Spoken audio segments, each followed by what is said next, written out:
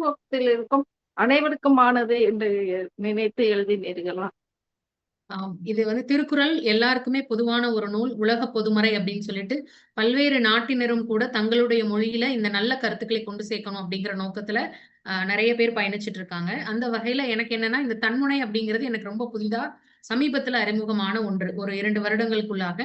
அதுல பயிற்சி எடுக்கும் பொழுது என்னன்னா, எளிதாக நம்மளுடைய மனதில் தோன்றுகிற கருத்துக்களை சுருக்கமாக நம்ம சொல்லிவிடக்கூடிய ஒரு சாத்தியம் அந்த தன்முனை கவிதையில இருந்தது. அப்ப அதை ஏன் நம்ம முயற்சி பண்ணக்கூடாதுன்னு யோசிக்கும் பொழுது, அப்ப என்ன கருப்பொருளை கொண்டு செய்யலாம் அப்படின்னு சொல்லி நான் நினைக்கும் பொழுது, எனக்கு சடனா தோணுன ஒரு விஷயம் இது. எதிர்பாராத விதமா எதை வச்சு எழுதலாம் அப்படின்னு யோசிக்கும் பொழுது தோன்றிய விஷயம் தான் திருக்குறள். அப்ப அதை நம்ம முயற்சி செய்யலாம். ஏன் ஒவ்வொரு அதிகாரத்திற்கும் ஒண்ணு எழுதக்கூடாதுன்னு எனக்கு தோன்றுனதை வச்சுதான் இந்த பயணத்தை ஆரம்பிச்சேங்கம்மா. அது அப்படியே அன்பு செல்வி அம்மாவோட வழிகாட்டுதல் தான் சொல்லணும். ஏன்னா நான் எடுத்துட்டு அப்படியே கொஞ்சம் நிறுத்திட்டேன் நடுவுல. அப்புறம் அவங்க மறுபடியும் கேட்கும் பொழுது முயற்சி செய்யுங்கம்மா, கண்டிப்பா உங்களால முடியும் அப்படின்னு சொன்னாங்க. அதை என்னுடைய ஊக்கமா எடுத்துக்கிட்டு தொடர்ந்து பயணிச்சு இன்னைக்கு கையில புத்தகமா அது தவழுது அப்படிங்கிறது ரொம்ப மகிழ்ச்சிக்குரிய ஒரு விஷயம். திருக்குறளுக்கு என்னால முடிந்த ஒரு இதை நான் செஞ்சிருக்கேங்கிறத நினைக்கும் பொழுது அது சமூகத்திற்காகவும் இருக்கும். கண்டிப்பா அடுத்து வருகின்ற மாணவ செல்வங்களுக்கும் அது ரொம்ப எளிதா புரிந்து கொள்ளக்கூடிய ஒரு வகையில இருக்கும் அப்படிங்கிற ஒரு நோக்கத்துல படைக்கப்பட்டதாங்கம்மா. நன்றிங்கம்மா. மிக்க மகிழ்ச்சிமா. லாவண்யா மணிமுத்து அவர்கள் தனது யாஸ் அகாடமி வழியாக குழந்தைகளை பன்வகை திறமையாளர்களாக செதுக்கிக் கொண்டிருக்கிறார்கள். அதை குறித்து பின்வரும் நேரத்தில் பார்க்கலாம். தற்போது முதலாவதாக இந்த திருக்குறளும் தன்முனை கவிதை புத்தகத்தை குறித்து தனது கருத்துரையை நம்முடைய வழங்க வருகிறார் தமிழ் திரு வெங்கட்ராமன் ஐயா, வீரசேகரன் ஐயா அவர்கள். அவங்க ஒரு பொறியாளரா இருக்காங்க. அது இல்லாம தமிழ்ல மொழிபெயர்ப்பு நூல் நல்லதொரு குடும்பம் என்கிற ஒரு மொழிபெயர்ப்பு நூலும் வெளியிட்டு இருக்காங்க. அவர்களோட சமூக சேவை, பொதுநல சேவை எல்லாத்தையும் நம்ம சொல்லிக்கிட்டே இருக்கணும்னா இந்த நிகழ்ச்சி முழுவதும் சொல்லிக்கிட்டே போகலாம். அவ்வளவு சேவைகள் தொடர்ந்து செஞ்சுக்கிட்டு இருக்காரு. அதையும் தாண்டி தமிழின் மேலும், தமிழ் நூல்களின் மேலும், தமிழ் இலக்கியத்தின் மேலும் மிகுந்த பற்றுள்ளவர். யார் யார் தமிழில் எங்கெங்கு நூல் எழுதினால் அந்த நூலாசிரியர்களுக்கு ஊக்கம் பெறுவதில் ஐயா அவர்களுக்கு இணை ஐயா அவர்களையே என்று சொல்லலாம். வீரசேகரன் ஐயா அவர்களை வாழ்த்துறை வழங்க வருமாறு அன்புடன் அழைக்கிறோம். வாருங்கள் ஐயா. அன்பு செல்வி சகோதரியர் பெருந்தகையாளர் அம்மா அவர்களுக்கு முதலில் நன்றி.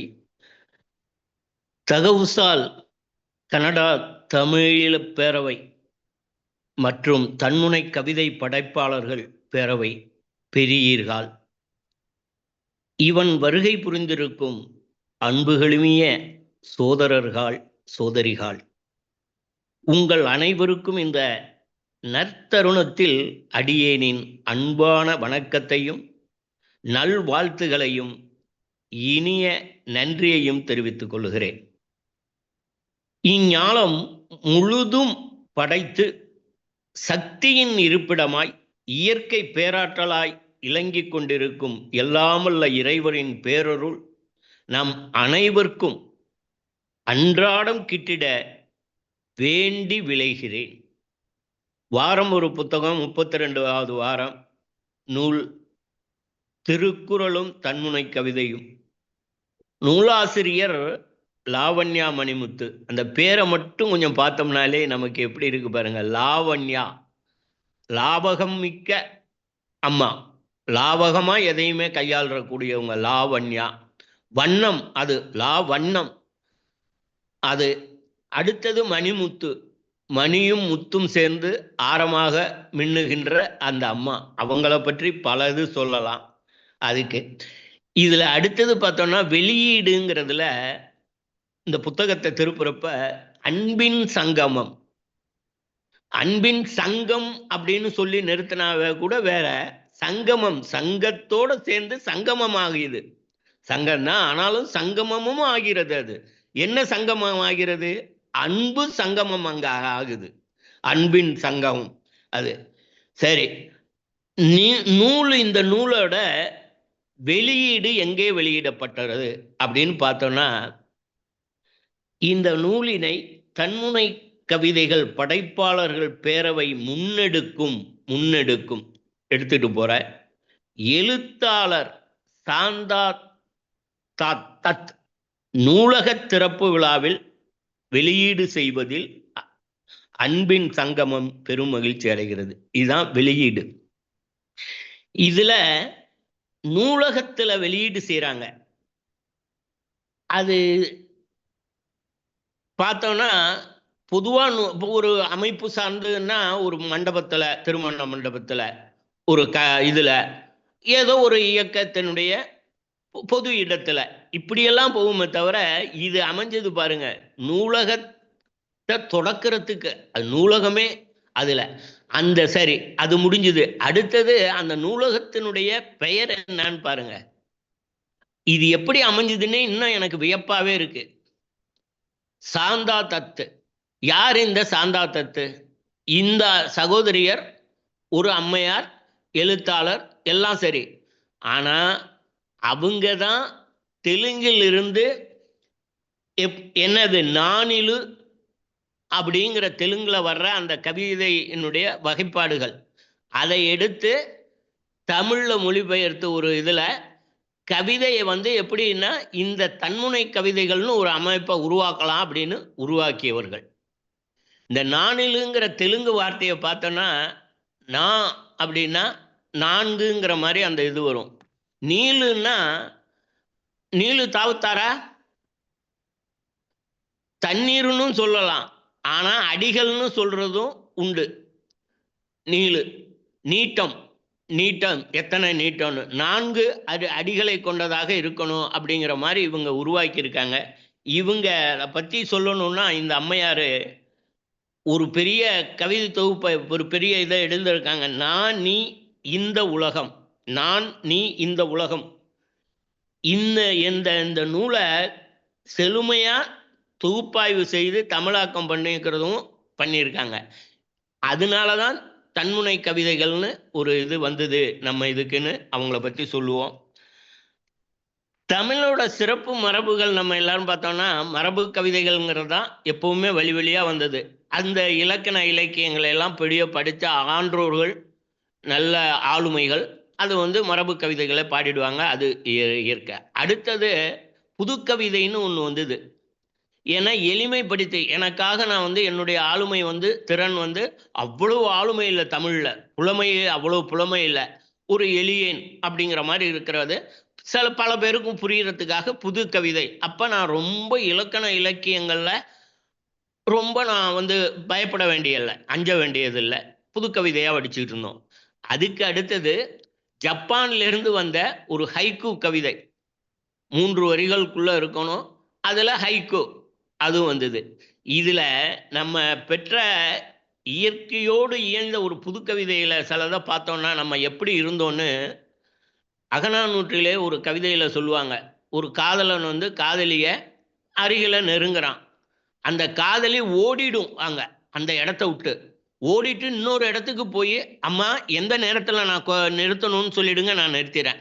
ஓடிடுவாங்க. ஓடுறப்ப இவன் காதலன் கேட்பான், ஏன் இங்க ஒடியாந்துட்டு அங்க நிக்காமன்னா, அங்க இருக்குல்ல அந்த மரம், அது நான் வச்ச மரம், அது எனக்கு தம்பி மாதிரி, அந்த இடத்துல நீ கொஞ்சினா எனக்கு வெக்கமா இருக்காதா அப்படின்னு. இயற்கையோடு தமிழர்கள் எப்படி வாழ்ந்தார்கள் என்பதற்கு இது ஒரு எடுத்துக்காட்டு. அதை விட்டுட்டு இப்ப அண்மையில ஒரு இது படித்தோம், தமிழின் சிறப்புக்காக 6 எழுத்துகள். அந்த 6 எழுத்துல என்ன இது பண்றாங்கன்னா ஒரு பெரிய கவிதையை, காதல் கவிதையவே கொடுத்துட்டார் அவரு. என்ன? ஆ நீ வா தா சி போ. இந்த சி போங்கிற கடைசி 2 எழுத்து இருக்கு இல்லையா, அது கோபத்துல சொல்லல அந்த பாப்பா, ஏன்னா காதலன் காதலி. அதுல ஒரு இதுல வெட்கத்துல தான் சி போ அப்படிங்கிற மாதிரி அந்த இது இப்படி வர்றத இப்ப இங்க வந்துறேன் சமர்ப்பணம் பண்ணியிருக்காங்க. இந்நூல் சமர்ப்பணத்துல ஆசிரியர்கள் சமர்ப்பணத்துல அவன் சகோதரியர் அவர்களோட அன்பு செல்வி சகோதரர்களா அருமையா சொன்னாங்க. இதுவரைக்கும் யாரோ ஒரு குறிப்பிட்ட ஈவன் ஆசிரியரா இருந்தா கூட ஒரு குறிப்பிட்ட பெயரை கூட சொல்லி இந்த ஆசிரியருக்கு நான் சமர்ப்பிக்கிறேன் ஏன்னா அவர் எனக்கு உதவினார்னு சொல்றதை விட இங்கே சிறப்பு அனைத்து ஆசிரியர்களுக்கும், உலகத்துல உள்ள மொழி கடந்த ஆசிரியர்கள் அனைவருக்கும் சமர்ப்பிச்சிருக்காங்க. இதனால ஆசிரியர்கள்னு சொல்றப்ப என்ன சொல்லுவோம்னா, teachers are not only the seeker and knower of things but maker and doer of things னு சொல்லுவோம். நன்னூல்ல அதுக்காக பவனந்தியார் என்ன சொல்லியிருக்காரு அதுல, ஈதல் இயல்பை இயம்பும் காலை காலமும் இடமும் வாலிதின் நோக்கி உரைக்கப்படுவருள் உள்ள தமைத்து விரையான் வெகுளான் விரும்பி முகமலர்ந்து கொள்வான் கொள்வகை அமைந்து அவன் உளம் கொல நூல் கொடுப்பதென்ப. விரைஞ்சு போறதில்ல, கோபப்படுறதில்ல, எல்லா குழந்தைகளும் அரவணைச்சு அவனோட கொள்வகை அறிந்து இவன் நல்லா சீக்கிரம் புரிஞ்சுக்குவான், இவன் புரிஞ்சுக்க மாட்டான்னு அப்படி வித்தியாசப்படுத்தி எல்லாருக்கும் உளம் கொல நூல் கொடுத்தல், அது ஈதல்ங்கிறாங்க. அந்த மாதிரி அது ஒரு ஈகை செயல்ங்கிற மாதிரி அது மாதிரி அமைச்சர். அம்மா நான் முடிச்சுக்கணும்னா சீக்கிரம் சொல்லுங்கம்மா, நீங்க தடைப்படுறதுக்கு அஞ்சாதீங்க, ஏன்னா நேரம் எனக்கு சரியா தெரியல. முடித்து கொள்வதென்றால் முடித்துக் கொள்ளுகிறேன் எப்பொழுதும். அது மாதிரி அந்த ஈகை அதை சொல்லுவாங்க அந்த சமர்ப்பணத்துல. அந்த மாதிரி ஆசிரியர்களை அதைத்தான் இவங்களும் செஞ்சிருக்காங்க. அதோட மட்டும் இல்லை, இவங்க யாஸ் அகாடமி அவங்க சகோதரியர் சொன்ன மாதிரி இவங்க நிறுவனராகவும் இயக்குனராகவும் இருந்து தொடங்கினது மட்டும் இல்லாமல் அனிமொழி அகாடமி. நான் இவங்களை பார்க்குறப்பதெல்லாம் கேட்குற ஒரே கேள்வி, ஹவ் யூ ஆர் மேனேஜிங், சகோதரியரை பார்க்குறப்பெல்லாம் how you are managing your time management. மற்றதெல்லாம் விட்டுருங்க, எப்படிங்க நீங்கள் இப்படி செய்கிறீங்க. இன்றைய காலையில் இவங்களை பற்றி சிறப்பாக சொல்லணும்னா, இன்று காலையில் ஒரு இதில் நடத்தியிருக்காங்க. அதில் என்ன யோசி அதீஷா, அதில் இவங்களை பற்றி ஒரு சிறப்பாக சொல்லணும்னா அது மட்டுமே போதும். அவர் இன்ட்ரடியூஸ் பண்ணுறவர், சகோதரியர் மாதிரி இன்ட்ரடியூஸ் பண்ணவர் என்ன சொன்னார்னா, திருமதியார் லாவண்யா மணிமுத்து அப்படியெல்லாம் சொல்லலை. இன்றைய பொலிவை கொடுக்கின்ற அவர் நமது குழந்தையாக இருக்கலாம், நமது சகோதரியாக இருக்கலாம், நமது அன்னையாக இருக்கலாம். அப்ப போறேன் நாங்க இன்று காலையில நடந்த நிகழ்ச்சி. லாவண்யா மணிமுத்து அவர்கள் 3 வருஷத்துக்குள்ள எந்த ஈடுபாடை ஏற்படுத்தி இருக்கிறார்கள் அவர்களிடத்தில். என்னோட சகோதரின்னு சொல்லலாம், வயதுல நான் குறைஞ்சவனா இருந்தா என்னோட அம்மான்னு சொல்லலாம். அதுதான் இந்த நூலினுடைய ஆசிரியனுடைய சிறப்பு. அவங்க நான் நேரத்தை கருதி உடனே முடித்துக் கொள்கிறேன். அவர் ஒரு எண்ணுரைங்கிறதுல இது ஒரு சிறு துளின்னு சொல்லியிருக்காங்க. இதுக்கு திருக்குறள்ல 268வது குறள் எடுத்தோம்னா, தன்னுயிர் தானற பெற்றானை ஏனைய மண்ணுயிர் எல்லாம் தொழும். பணிவை காட்டி என்னோட சுயநலம், தன்னுயிர்னா சுயநலம் உயிர், தானற பெற்றானை அப்படி நிமிர்ந்து நிற்கிறது, பெரிய நான் தான் அப்படிங்கிற அந்த ஆணவம், இந்த ரெண்டும் இல்லாதவனை மண்ணுயிர் எல்லாம் போற்றும். வள்ளுவர் 268வது குறள்ல மண்ணுயிர் எல்லாம். அது மாதிரி எல்லா இடத்துலையும் அவங்க சமர்ப்பணம் மாதிரி ரொம்ப இது ஒரு சிறு துளின்னு அவங்க இதுலேயே சொல்லியிருக்காங்க, எண்ணுரையிலேயே. அத்தகைய இந்த புத்தகம் மிகச்சிறப்பானது. 133 அதிகாரத்துக்கும் இப்படி எழுதுவது என்பது எண்ணி பார்க்கவே வியப்பாக இருக்கிறது. அவர்கள் இறை அருளாலும் நம் அனைவரின் அன்பாலும் உயர்ந்து இந்த உலகத்தோடு செல்ல வேண்டும் என்று கூறி வாய்ப்புக்கு நன்றி கூறி அனைவருக்கும் விடைபெறுகிறேன். நன்றி, வணக்கம். மிக மிக நன்றிங்க ஐயா, சிறந்ததொரு வாழ்த்துரை. சொன்ன மாதிரி நீங்க சொன்ன மாதிரி 133 அதிகாரத்திற்கு ஒவ்வொரு குறளுக்கும் ஒரு தன்முனை கவிதை எழுதுவதுன்னா ரொம்ப எளிது. ஆனால் ஒரு மொத்த அதிகாரத்துக்கும் ஒரு தன்முனை கவிதை எழுதுவது என்பது சிறிது கடினமான வேலைதான். அத்தகைய வேலையை மிகவும் சிறப்புற எழுதியிருக்கிறார்கள் லாவண்யா மணிமுத்து அவர்கள். நீங்க பேசின வாழ்த்துறையில எனக்கு ஒரு சிறு கருத்து இருக்கு, அது நான் இப்போ தெளிவுபடுத்திட விரும்புகிறேன். என்னவென்றால், சாந்தாத்த அம்மா அவர்கள் நாணிலு குறித்து எழுதிய கட்டுரையை வாசித்த தாக்கத்தின் விளைவாக கவிச்சுடர்கான கல்யாண சுந்தரம் ஐயா அவர்கள் 2017 தன்முனை கவிதை என்கிற புதிய வடிவத்தை அறிமுகம் செய்தார்.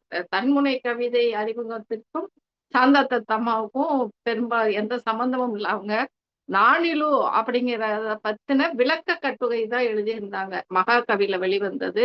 இன்னொன்னு, நான் நீ இந்த உலகம் புத்தகத்தின் ஆசிரியர் கவிச்சுடர்கான கல்யாண சுந்தரம் அவர்கள். அதுதான் தன்முனை கவிதையில முதலாக வெளிவந்த புத்தகம், நான் நீ இந்த உலகம். 2018 முதலாக வெளிவந்த புத்தகம்.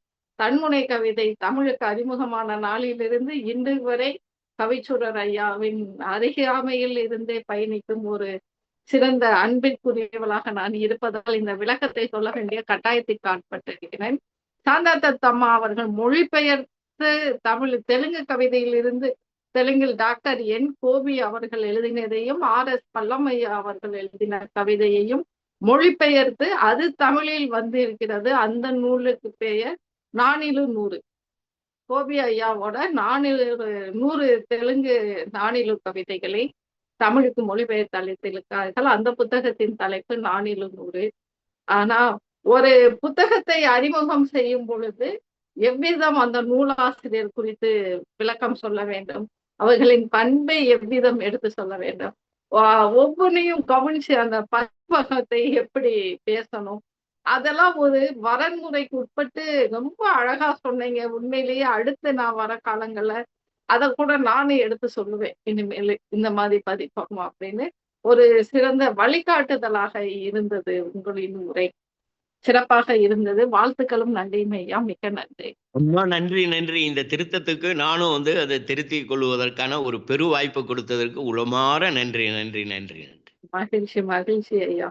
இந்த திருக்குறளும் தன்முனை கவிதையும் புத்தகத்துக்கு அணிந்துரை தந்தவங்க அப்படின்னு பாத்தீங்கன்னா கம்பன் அடிப்பொடி, செந்தமிழ் சொல்லரசி, கவிஞர் டாக்டர் இரா உமா பாரதி அவர்களும், அடுத்ததாக நானும் கூட கொடுத்திருக்கேன். இதுல இப்பதான் என்னுடைய அணிந்துரையும் இதுல இருக்கு. வாழ்த்துரை கவிஞர் மரு ராம செல்வரங்கம் ஐயா அவர்கள் ஒரு வாழ்த்துரை தந்திருக்காங்க.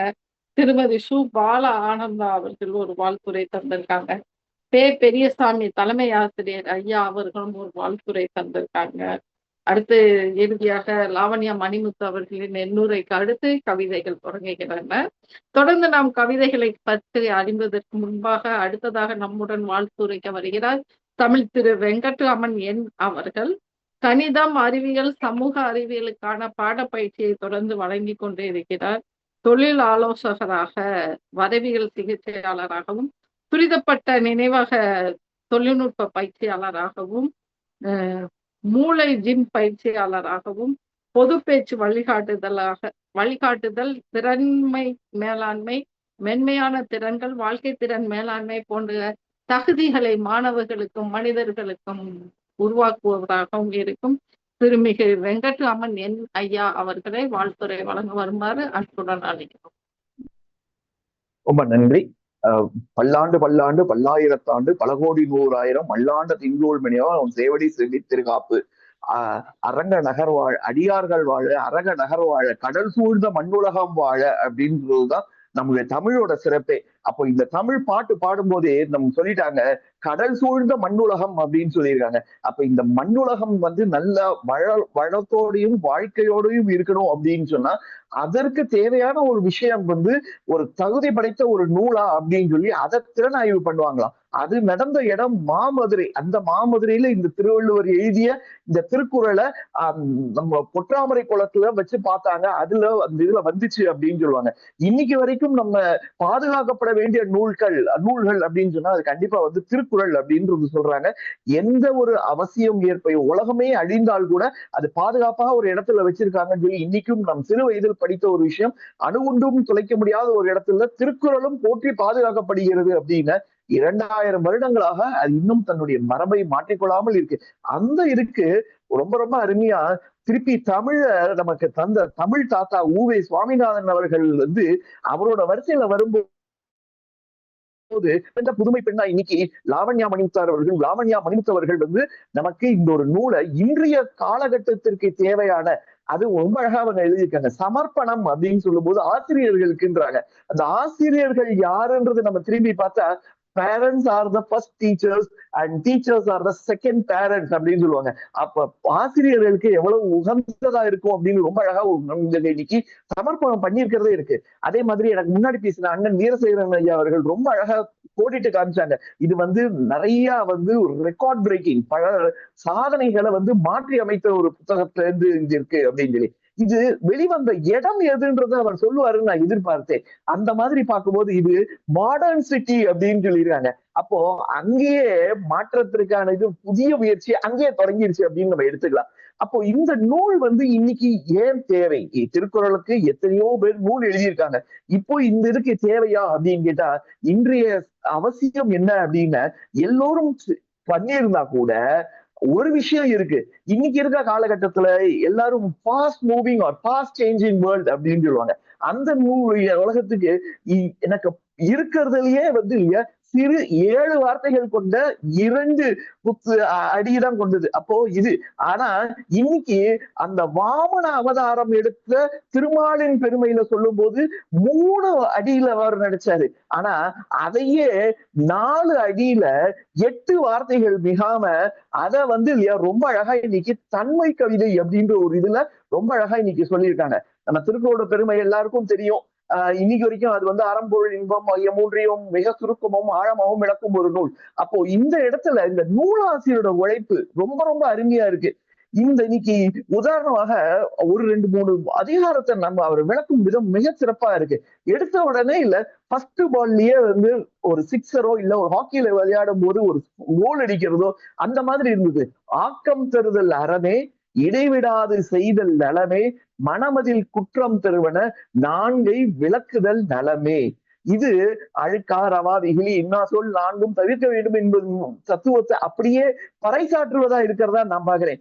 முக்கியமா இது என்ன விஷயம்னா, இதோட எளிமை. யார் வேணாலும் படிக்கலாம். பண்டிதர்களாக இருக்கட்டும், பாமர மக்களாக இருக்கட்டும், இல்ல குழந்தைகளா இருக்கட்டும், அவங்களுக்கு இந்த நூல் ரொம்ப ரொம்ப பிடிக்கும். ரொம்ப முக்கியமான விஷயம் இது சுருக்கம். இதுல 10 குறளோட சாரத்தையும் அப்படியே அழகா பிழிந்து 4 வரியில ஒரு கவிதையா இருக்கிறது இவங்களுடைய புலமையை நமக்கு காட்டுது. அதை விட முக்கியமான விஷயம் இவங்களோட படைப்பாற்றல். ரொம்ப நிறைய இதெல்லாம் சொல்றாங்க. இந்த வான் சிறப்பு அதிகாரத்தோட இதை எழுதும் போது உயிர்கள் நலிவது விடை அப்படின்னு முடிக்கும் போதே அந்த மழை பொய்த்தால் என்ன சிக்கல் வரும் அப்படின்றத ரொம்ப அழகா படம் பிடிச்சு காட்டியிருக்காங்க. இன்னைக்கு முக்கியமா இது பார்க்கும்போது இந்த அறம் செய்யறது அப்படின்றது ரொம்ப அந்த கவிதையில இருக்கிற இதெல்லாம் நான் படிச்சு பார்க்கும்போது மனசுக்கு ரொம்ப ரொம்ப இதமாவும் இவ்வளவு நாள் நமக்கு திருக்குறள் தெரியும், அதை இன்னொரு ஒரு கோணத்திலையும் செய்ய முடியும்ன்றது இந்த 4 வரி கவிதைகள் ரொம்ப அருமையா இருக்கு. ஆக்கம் தருதல் அறமே, இடைவிடாது செய்தல் நலமே, மனமதில் குற்றம் தருவன 4 விளக்குதல் நலமே அப்படின்னு சொல்றாங்க. ரொம்ப அருமையான விஷயம். அதுக்கப்புறம் ஈகைன்னு வரும்போது இன்னைக்கு எல்லாரும் நம்ம இன்னைக்கு ஒரு ரம்ஜான் தொழுகை அந்த மாதத்தோட இதா இருக்கு. அதுல பார்க்கும்போது ஈகைன்ற குணத்தை எப்பவுமே நம்ம நிறைய பேசுறோம். எல்லாருக்கும் ரொம்ப ஈஸியா சொல்லுவோம், எனக்கு பசிக்குது அப்படின்னு சொன்னா அது தெரியாது. யார் ஒருவனுக்கு பசியை அனுபவிக்கும் போதுதான் அந்த பசியின் வேதனையும் வலியுறுத்தி சொல்ல முடியும்ன்றத திருவள்ளுவர் சொல்லி பார்க்கும் போது அதை இவங்க அழகா சொல்றாங்க. எனக்கு அதுதான் இங்க ரொம்ப பிடிச்சிருக்கு. பெரும் பொருள் வரினும் நில்லாது நிலையாய் விரைந்து செய்து நற்பணி மலையாய். அத ரொம்ப ரொம்ப அழகா அந்த இதுல சொல்லும் போது இப்பயே செய், இந்த நிமிஷமே செய், ஆனா இப்ப அவசரப்பட்டு செய்யும் போது கொஞ்சமா செய்யாத, நிறைய செய், மழை அளவுக்கு செய்யும் சொல்ற விஷயங்கள்லாம் ரொம்ப ரொம்ப அருமையா இருக்கு. அதுல எனக்கு இன்னொரு முக்கியமான விஷயம் என்னன்னு பண்ணுச்சுன்னா, இந்த புலால் மறுத்தல்ல ரொம்ப அழகா சொல்றார். இரக்கம் கொள்ளார் இறைச்சி உண்பார் கொள்ளாமை அருளும் என்பர். அப்போ எப்படி நம்ம மனுஷங்க கிட்ட மட்டும் இல்ல, எந்த ஒரு உயிரினத்துக்கிட்டையும் நம்ம எப்படி நம்ம அன்பு காட்ட முடியும்ன்றத அந்த 4 வரி இல்லையா, இன்னைக்கு வரைக்கும் மேனிஃபெஸ்டேஷன் அப்படின்றத இன்னைக்கு எல்லாரும் பேசிட்டு இருக்கோம். இதெல்லாம் நம்ம எடுத்து வச்சு அங்கங்க எல்லாத்தையும் ஃப்ரேம் பண்ணி வையா அப்படின்வாங்க. அந்த மாதிரி ஃப்ரேம் பண்ணக்கூடிய வார்த்தைகளா தான் நான் இன்னைக்கு பாக்குறேன். ரொம்ப ரொம்ப முக்கியமான கடைசியில வரும்போது அவங்க இந்த கல்வியை பத்தி சொல்றாங்க. எனக்கு அதுல பார்க்கும்போது ரொம்ப ரொம்ப அருமையா இருக்கு. அது என்னதுன்னா, பிழையிலாது கற்பது கண், கற்பதே கண், பணிந்து கற்பாய் அறிவுடை பண். அந்த வார்த்தையை பாருங்களேன் எவ்வளவு ஜாலமா இருக்கு. நம்மளா படிக்கணும், தப்பில்லாம படிக்கணும், உடனே படிக்கணும், நல்லதா படிக்கணும், அதுல எந்த தப்பும் இருக்கக்கூடாது. அதை பத்தி சொல்லும் போது ரொம்ப அருமையா இருக்கு. அப்ப படிச்சுட்டோமே அப்படின்னு சொல்லும் போது என்னன்னா, அத எப்படி நமக்கு நிலைநிறுத்தணும் அப்படின்னு சொல்றாங்க. இதுல முக்கியமான விஷயம், படிக்கிறதே எதுக்காகன்னா பெரும் பொருளை ஈட்டுறதுக்கு தான். சேருமாம் சோழே சேரும் பெருஞ்செல்வம் அப்படின்னு நமக்கு திருவரங்கத்தை சொல்லுவாங்க. எல்லா செல்வமும் எங்க போய் சேரும்னா ஒரு இடத்துலயே தான் போய் சேருமா. அந்த மாதிரி சொல்லும் போது அம்மா அழகா சொல்றாங்க, பெரும்பொருள் வரினும் நில்லாது நிலையாய் விரைந்து செய்திரு நற்பணி மலையாய். ரொம்ப அழகான வார்த்தைகள். அப்ப பெரும் செல்வம் எப்படி இருக்கணும், இன்னும் நிறைய சேரணும்ன்றத ரொம்ப அழகா சொல்லிருக்கீங்க மேடம். நீங்க இன்னும் நிறைய சொல்லிட்டே போகலாம். இதுல முக்கியமான ஒண்ணு மெய்யுணர்தல் அப்படின்ற ஒரு பாட்டுல ரொம்ப அழகா சொல்றாங்க. எனக்கு நேரம் கருதி என்னால எல்லாத்தையும் படிச்சுக்கணும்னு ஆசை, ஆனா அடுத்து வர்றவங்களும் இருக்காங்க அப்படின்றதுனால இதோட நான் முடிச்சுக்கிறேன். குற்றமில்லா அறிவும் மெய்யை உணர்த்தும் மெய்ப்பொருள் கண்டிட உன்னை உயர்த்துமே. அதாவது ரொம்ப அழகா சொல்லுவாங்க, கம்பன் வீட்டு கைத்தடியும் கவிபாடும் வாங்க. அந்த மாதிரி மதுரையிலிருந்து ரொம்ப அழகா இல்லையா, சங்கம் வளர்த்த தமிழ் மதுரைக்கு ரொம்ப அழகா பிறப்பு சேர்க்கறதுக்காக இன்னைக்கு நீங்க திருக்குறளை பத்தி செஞ்சிருக்கிற ஒரு அணிகலன் இருக்கு இல்லையா, அது மணிமுத்தாய் சிறக்கும் அப்படின்றதுல எல்லளவும் சந்தேகம் இல்லை. நீங்கள் இது போன்ற படைப்புகளை அடிக்கடி நம்ம வீரசேகரன் சொல்லும் போது சார் சொல்லுவாரு, அடிக்கடி வாருங்கள், அமுத ஊற்றை பெருக்கிட தாருங்கள் அப்படின்னு சொல்லி லாவண்யா மேடம் நிறைய இந்த மாதிரி எங்களுக்கு இது போன்ற கவிதைகளும் தொகுப்புகளும் இது போன்ற விஷயங்களை, நல்பல விஷயங்களை எங்களுக்கு தந்து இந்த உலகம் வளங்களும் வாழும் வாழ்த்துகிறேன். நன்றி, வணக்கம் மேடம். வாய்ப்புக்கு நன்றி. ஐயா, என்ன சொல்லனே தெரியல. உண்மையிலே ரொம்ப திகைப்பா இருக்கு. நான் நூலாசிரியராக, தமிழ் இலக்கிய ஆர்வலராக இருந்தாலும் எனக்கு தெரிஞ்ச மொழியில உங்களோட உரையை கேட்கல எப்படி இருக்குன்னு சொல்லுங்க. நாங்களாம் பெண்கள் சமையல்ல ரொம்ப ஆர்வமா இருக்கும். எல்லா குழந்தைக்கும் இப்போ ஹோட்டல்ல போயிட்டு ஒரு 5 நட்சத்திர விருது ஹோட்டல்ல போயிட்டு உணவு வாங்கி கொடுக்குறோன்னு வைங்க, ஒரு தோசை எடுத்துக்காங்க. அவங்க வகை வகையா கொடுப்பாங்க, மேல அடுக்கி நிறைய அலங்காரம் பண்ணி கொடுப்பாங்க. சாப்பிட டேஸ்டா இருக்கும், ருசியா இருக்கும். ஆனா அந்த குழந்தைக்கு அதை விட எது பிடிக்கும்னா, வீட்டுல அவங்க அம்மா அன்பா சுட்டு கொடுக்குற அந்த தோசை. ஒரு தோசைக்கு 2 தோசையா சாப்பிடும். அதை விட ரொம்ப பிடிக்கிறது அப்படின்னா, அவங்க அம்மாவையும் தாண்டி அவங்க ஆச்சி வெறும் ஒரு தேங்காய் சட்னியை வச்சு ஒரு கல்லு தோசை போட்டு அதுக்கு ஊட்டிக்கிட்டே கதை சொல்லுவாங்க பாத்தீங்களா. அப்ப இன்னும் 4 தோசை எக்ஸ்ட்ரா சாப்பிடும். அது மாதிரி நீங்க சொல்ல சொல்ல சொல்ல அப்படியே எப்படா இந்த புத்தகத்தை வாங்குவோம், வேகமா படிக்கணும். மகன் சொல்லுவான், அம்மா நாங்க பசியே இல்லைன்னா கூட நீ சாப்பிடும்போது எனக்கு 2 வாய் வாங்கிக்கணும் அப்படின்னு எச்சில் ஊறும், ஒரு ஆர்வம் வரும் அப்படின்பாங்க. அது மாதிரி நீங்க சொல்ல சொல்ல இந்த புத்தகத்தை படிக்கணுங்கிற ஆர்வம் அந்த வாசிப்பாளர்கள் மனசுல ஊற்று எடுத்து வேகமா பொங்கும். நிச்சயமாக திருக்குறளும் தன்முனை கவிதை புத்தகத்தை எப்படியாவது நம்ம வாங்கி வாசிச்சே தீரணும், இவ்வளவு விஷயம் அதுல இருக்கா அப்படிங்கிற ஒரு ஆர்வத்தை தூண்டும் வகையில உங்களோட வாழ்த்துரை இருந்தது. மிக்க நன்றி ஐயா. இந்த சமயத்துல நான் திரும்பவும் சொல்லிக்கிறேன், இந்த புத்தகத்தின் விலை 120 ரூபாய். புத்தகத்தின் உரிமை முழுக்க நூலாசிரியருக்கே. வேண்டுவோர் என்னை தொடர்பு கொண்டால் நான் நூலாசிரியரின் அலைபேசி எண்ணை தருகிறேன். நூலின் தலைப்பு திருக்குறளும் தன்முனை கவிதையும். இந்த புத்தகத்துல நம்ம ரொம்ப பெருமையா பார்க்க வேண்டிய ஒரு விடயம், நான் எனக்கு பெருமையா நினைச்சுக்கிறேன். எப்பயுமே நெல்லுக்கு பாய்ந்த நீர் புல்லுக்கும் வாங்க பூசியுமாம் அப்படின்னு சொல்லுவாங்க. அது மாதிரி நான் தமிழில் அறிமுகம் செய்த தன்முனை இயைபு வகமை கிளை வடிவம், தன்முனை கவிதையின் கிளை வடிவமாக தன்முனை இயைபு, அதை அறிமுகம் செய்தது நான் தான். அது பொதுவா பரவலா எல்லாருக்கும் தெரியும். அந்த இயைபுலையே இந்த புத்தகம் பெரும்பாலான கவிதைகள் இருக்கு. பெரும்பாலும் இல்லை, ஒரு 90% மேல் இயைபு சார்ந்து எழுதியிருக்கிறார். பொதுவாகவே தமிழ் கவிதை நடையில் முக்கியமாக சாதாரணமா எழுதுவதை காட்டிலும் எதுகை, மோனை, தொடை, இயைபு இதெல்லாம் வச்சு எழுதையில அந்த கவிதையோட சொல் நயம் அதிகமாகும். நான் இவங்க திருக்குறள்ல மட்டுமா எழுதியிருப்பாங்க அந்த பொருள் வர மாதிரி அப்படின்னு நினைச்சிட்டு முதலாக இந்த கவிதைகளை எனக்கு அனுப்பி தந்தோடனே உண்மையிலேயே மனசுக்கு அவ்வளவு பெரும் மகிழ்ச்சி. ஒரு கடமை உணர்வாக எழுதாமல் ஒரு புரிதலுடன், ஆழ்ந்த ஆர்வத்துடன், இது நிச்சயமாக மக்களை சென்றடைய வேண்டும் என்கிற எண்ணத்துடன் ஒரு ஆகச்சிறந்த இலக்கியத்தை இயைபோடு எழுதுவது என்பதற்கு ஒரு தனித்ததொரு பெரும் முயற்சியும் மெனக்கடலும் வேண்டும். அத்தகைய மெனக்கடலுடன் எழுதியிருக்கிற எழுத்தாளர் லாவண்யா மணிமுத்து அவர்களை மீண்டும் ஒரு முறை எனது வாழ்த்துக்களை தெரிவித்துக் கொண்டு, அடுத்ததாக வாழ்த்துரைக்க நம்முடன் வருகிறார் வெங்கட்ராமன் ஐயா அவர்கள், மருத்துவர்.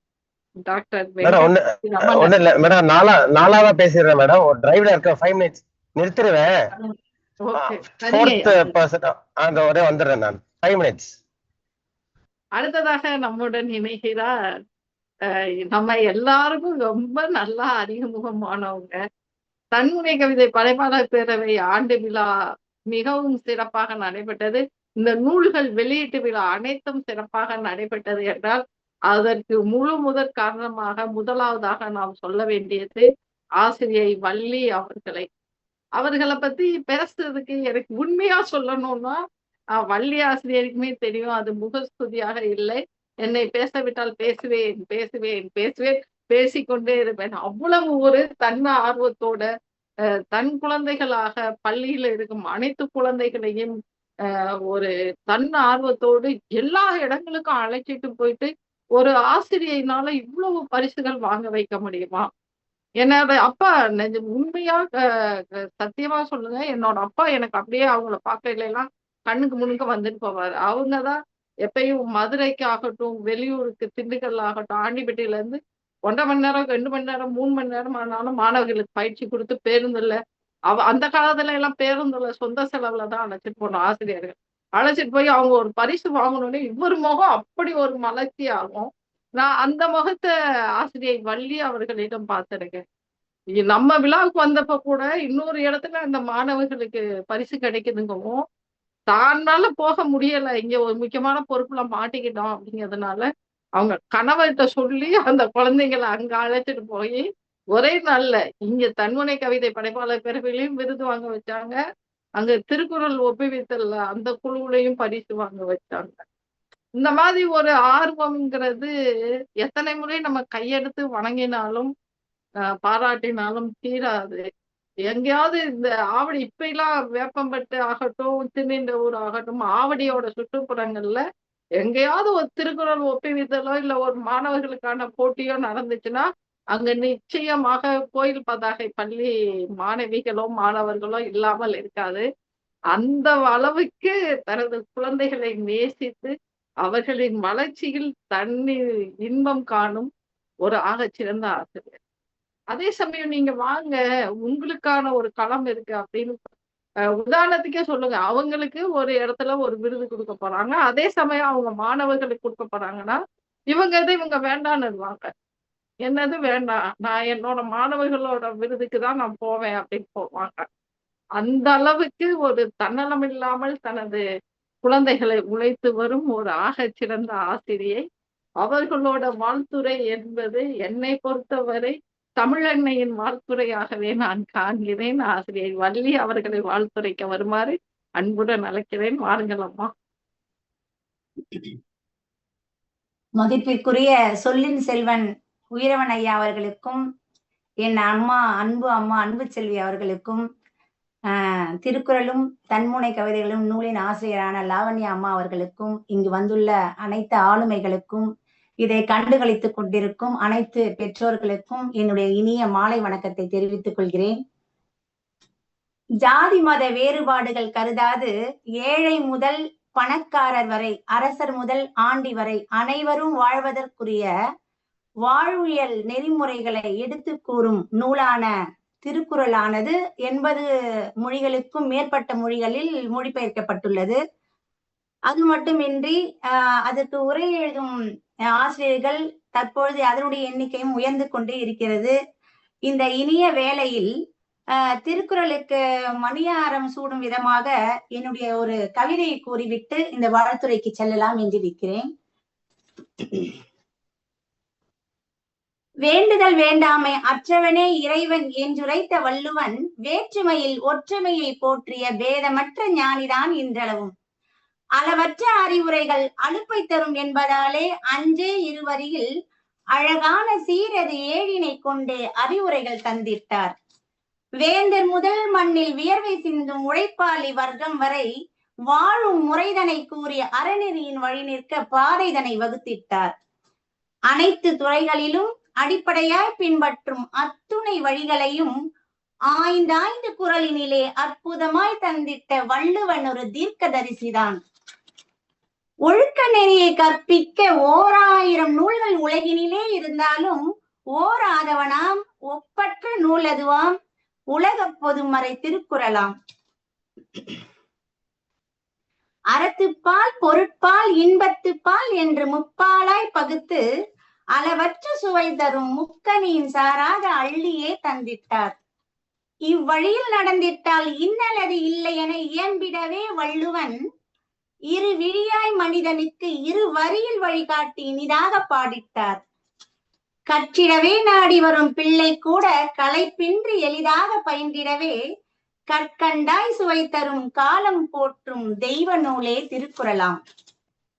அதிகாரம் ஒவ்வொன்றும் அறிவுறுத்தும் வாழ்வியல் வழிமுறைகள் அத்துணையும் ஆண்டுகள் ஆயிரம் கடந்தாலும் அவையாவும் அறநெறியின் போதனைகள். தமிழின் பால் தாகம் அதை தீர்த்து கொள்ளவே நமக்கெல்லாம் கிடைத்துள்ள தாகம் போக்கும் தண்ணீர் அல்ல திருக்குறள், தெய்வத்தின் தீர்த்தமது. வள்ளுவன் வாழ்ந்திட்ட தேசமதில் நாமும் வாழுகின்ற புண்ணியம் வாய்த்ததற்கு முதலில் நம்மிரு கரம் கூப்பி இறைவனை போற்றிடுவோம். வாழும் மொழி அத்தனையிலும் திருக்குறளை மொழிபெயர்த்து வாழ்ந்திடவே செய்திடுவோம். வையகமே நல்வழியில் சென்றிட கைகோர்த்து ஒன்றிணைந்து செயல்படுவோம் என்று என்னுடைய கவிதையை கூறி திருவள்ளுவருக்கும் திருக்குறளுக்கும் ஒரு சிறிய மணியாரத்தை அணிவித்துவிட்டு வாழ்த்துரைக்குள் செல்கிறேன். அத்தகைய பெருமைக்குரிய திருவள்ளுவரை வணங்காத கரங்கள் யாரையும் வணங்க இயலாது என்பதை திருவாசகத்திற்கு உருகார், ஒரு வாசகத்திற்கும் உருகார் என்பதை ஒரு எடுத்துக்காட்டாக கூறியே கூறலாம். அந்த அளவிற்கு உலக பொதுமறை என்று போற்றப்படுகின்ற இந்த திருக்குறளை சிறப்பாக 133 அதிகாரங்களையும் எடுத்துக்கொண்டு அவற்றின் கருத்துக்களை உள்வாங்கிக் கொண்டு அதற்காக ஒரு தன்முனை கவிதைகளை படைத்த மதிப்பிற்குரிய லாவண்யா மணிமுத்து அம்மா அவர்களுக்கு முதலில் என்னுடைய மனமார்ந்த பாராட்டுக்கள். லாவண்யா மணிமுத்து அம்மா அவர்கள் ஒரு கவிஞர், எழுத்தாளர், நூலாசிரியர், பயிற்றுனர் என்று பன்முகத்திறன் கொண்டவர். அம்மா அவர்களை முதலில் நான் நிகழ்ச்சியில் சந்தித்த எந்த நிகழ்ச்சியில் என்றால் தமிழால் இணைவோம் என்ற நிகழ்ச்சியில் தான் முதலில் நான் சந்தித்தேன். அதுவும் அன்பு செல்வி அம்மா மூலமாகத்தான் நிகழ்ந்தது. அம்மா அவர்கள் தான் அதற்கான தொடர்பை ஏற்படுத்த எனக்கு வாய்ப்புகள் அளித்தார். தமிழால் இணைவோம் என்ற நிகழ்ச்சியின் வாயிலாக யாஸ் அகாடமி என்று நடத்தி கொண்டிருக்கும் நிறுவனரான லாவண்யா மணிமுத்து அம்மா அவர்கள் என்னுடைய அரசு பள்ளி குழந்தைகளை அந்த நிகழ்ச்சியில் பேசுவதற்கு அழைத்தார். அம்மா அவர்கள் தரும் தலைப்பில் என்னுடைய குழந்தைகள் பேசினார்கள், படங்கள் வரைந்து காட்டினார்கள், கவிதைகள் கூறினார்கள். அப்பொழுது அம்மா அவர்கள் பாராட்டுவதை நான் இங்கு எடுத்து கூறியே ஆக வேண்டும்.